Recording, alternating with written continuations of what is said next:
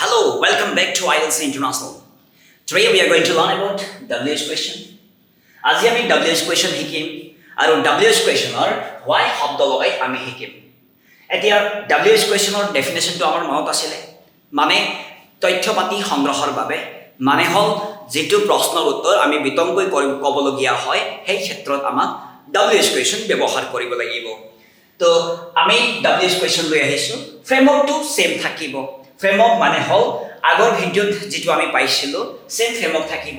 এই ফ্ৰেমৱৰ্কটো হল WH থাকিব, তাৰ পিছত অক্সিলাৰি টেন্স ওয়াইজ হেল্পিং ভাৰ্ব থাকিব, তাৰ পিছত সাবজেক্ট থাকিব, ভি ডট ডট ডট মানে হল সাবজেক্ট মানে টেন্স অনুসৰি ভাৰ্বটোৰ পৰিৱৰ্তন আহে, তাৰ পিছত আমাৰ অবজেক্ট থাকিব। এটো পজিটিভ WH question বুলি কওঁ আমি।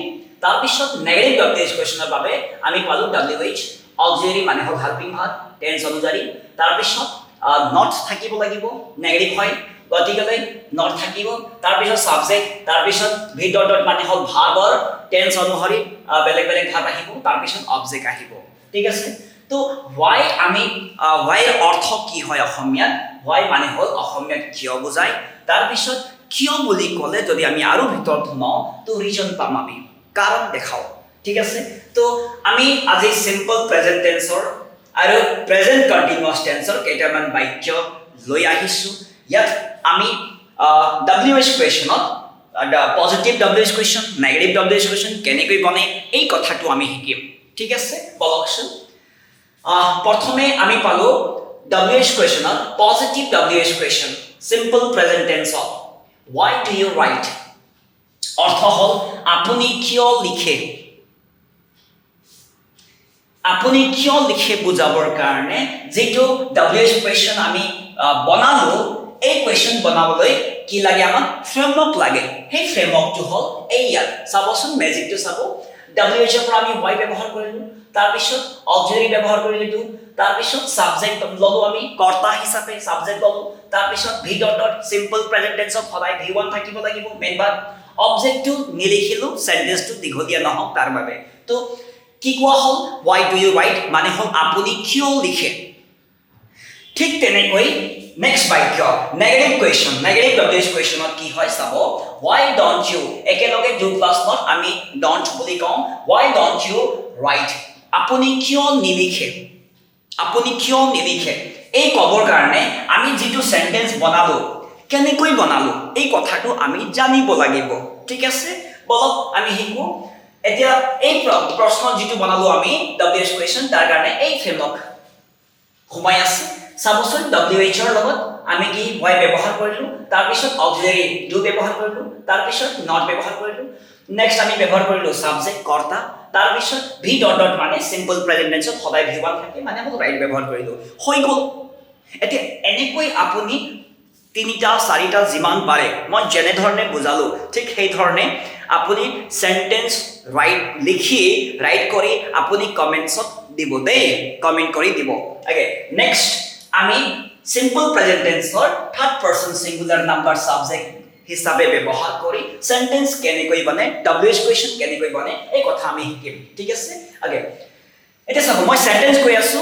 এতিয়া অ্যাসার্টিভ সেন্টেন্সও থাকে ইন্টাৰোগেটিভ সেন্টেন্সও থাকে সব বাক্যই হয় দেই, কিন্তু এটো কোৱেশ্চন হিচাপত ইন্টাৰোগেটিভ সেন্টেন্স হয়। এটো চাবচোন why does he write তেওঁ কিয় লিখে হৈ গল ইমান সহজ। ঠিক আছে, ওকে এটা তেওঁ কিয় লিখে বুজাবৰ কাৰণে যেটো আমি WH question পজিটিভ question আমি ব্যৱহাৰ কৰিলো তাৰ কাৰণে মেজিকটো কি হয় ফ্ৰেমৱৰ্ক চাইছে WH why ব্যৱহাৰ কৰিলো, অক্সিলাৰি does ব্যৱহাৰ কৰিলো, after modal verb always V1 থাকিব লাগিব, ভি ডট ডট আহি গল, সাবজেক্ট আমি থাৰ্ড পারসন সিঙ্গুলার নাম্বার ললো হৈ গল।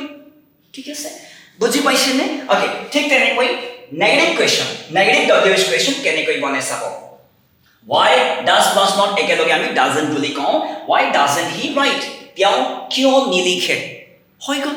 যেতিয়া আপুনি তেওঁ কিয় নিলিখে কব তাৰ কাৰণে যেটো সেন্টেন্স যেটো WH question বনিল সেইটো কেনেকৈ বনিল তাৰ কাৰণে ফ্ৰেমৱৰ্ক লাগিল WH why আহি গল, অক্সিলাৰি does আহি গল, নেগেটিভ কোৱেশ্চন কৰিব আছে তো নট আহিব, তাৰ পিছত সাবজেক্ট আহি গল, তাৰ পিছত ভি ডট ডট মানে হল মেইন ভার্ব আহি গল, অবজেক্টটো নবহালো। ঠিক আছে হৈ গল।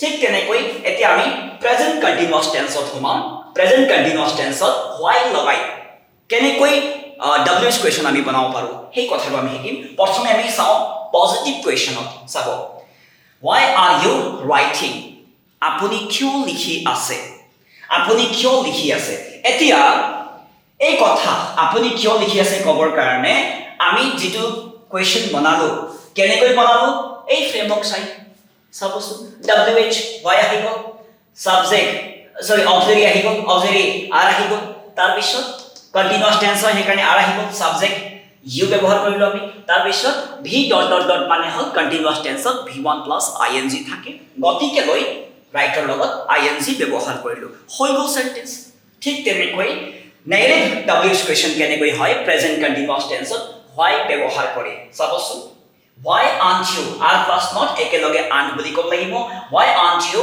writing আপুনি কিয় লিখি থকা নাই ইমান ধুনীয়া বাক্য যেতিয়া আপুনি কাবাক ক'ব আপুনি কিয় লিখি থকা নাই হৈ গল আপুনি লিখিব দিছিলে কিন্তু দেখাইতে লিখা নাই লিখি থকা নাই তো সেই ক্ষেত্ৰতো এই বাক্য ক'ব লাগিব এতিয়া এই বাক্য বনে কেনেকৈ এই কথাটো জানিব লাগিব এই সেন্টেন্স যে বনিল কেনেকৈ তাৰ বাবে এই ফ্ৰেমৱৰ্ক যাটো দেখিছেনে Okay, WH why ব্যৱহাৰ কৰিলো অক্সিলাৰি আৰ ব্যৱহাৰ কৰিলো নেগেটিভ কুৱেশ্যন নট ব্যৱহাৰ কৰিলো তাৰ পিছত সাবজেক্ট ব্যৱহাৰ কৰিলো তাৰ পিছত ভি ডট ডট মানে হল কন্টিনিউয়াস টেন্সত v1 ing থাকিব হৈ গল এনেকৈ আপুনি কন্টিনিউয়াস টেন্স হ এই থাৰ্ড পাৰসন সিঙ্গুলাৰ নাম্বাৰ ব্যৱহাৰ কৰি হ বা এই ফ্ৰেমৱৰ্কৰ দৰে হ আপুনি কি হয় দুটা তিনটা কৈ সেন্টেন্স বনাই কমেন্টছত দি দিব ঠিক আছে ধন্যবাদ